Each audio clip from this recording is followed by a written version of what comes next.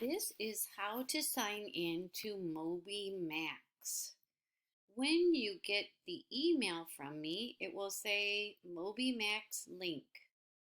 Click on the link and you will go to the website. It looks like this.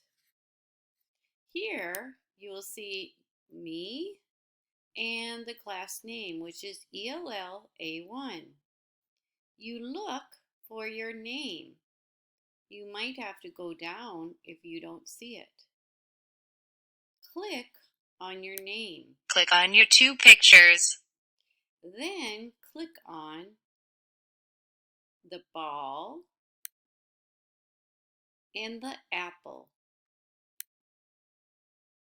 You will see a smiley face and then go to your lessons.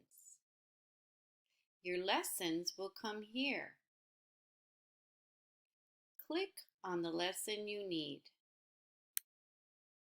and then you can start. When you are finished, click over here to finish.